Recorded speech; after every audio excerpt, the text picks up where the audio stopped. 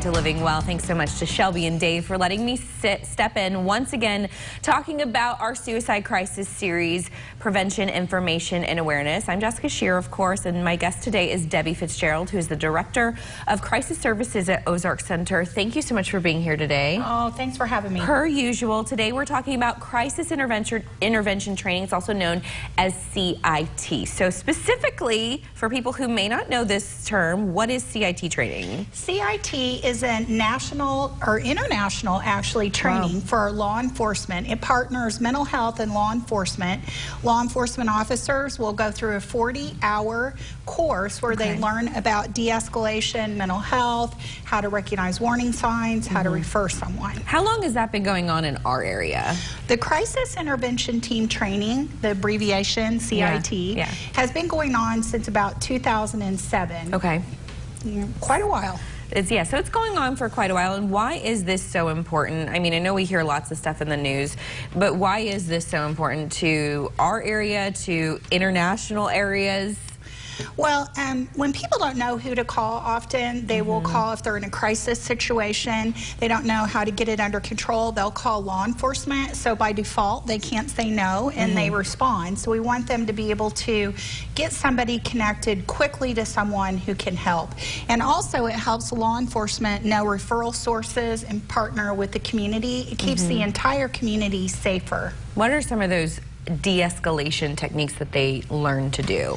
Well, we teach them to approach the situation a little more gently if someone appears to be agitated, very tearful, very animated, talking about things that are not there, to approach them, listen, try to gather information from bystanders. We don't take away any of their police techniques. We just give them a few more tools in their toolbox to learn about mental health. How important is this? How important is, approaching that situation as a mental health crisis versus a crime, maybe? How important is that? Well, it is. They do both. And certainly we don't want to take away any of the techniques that they currently use, but we just want to give them some other resources and some other ways to help de-escalate by talking to someone very gently, talking to them slowly, quietly, giving them maybe a few more extra seconds to minutes to answer questions. How beneficial is this to the eventual outcome of the situation?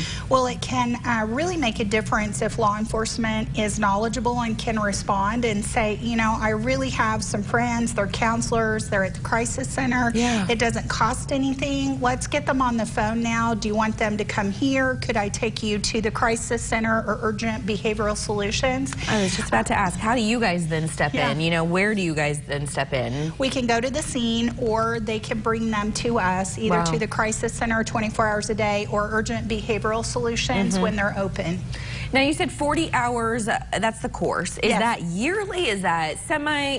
How often do they get, because I'm sure techniques change as you all discover different ways to approach a mental health crisis. Well, law enforcement always have to have post credits or continuing education, but we're teaching 3 40-hour classes this week, and it will be 3 different groups of officers, but we have many that come back after 5 or 6 years to get a refresher.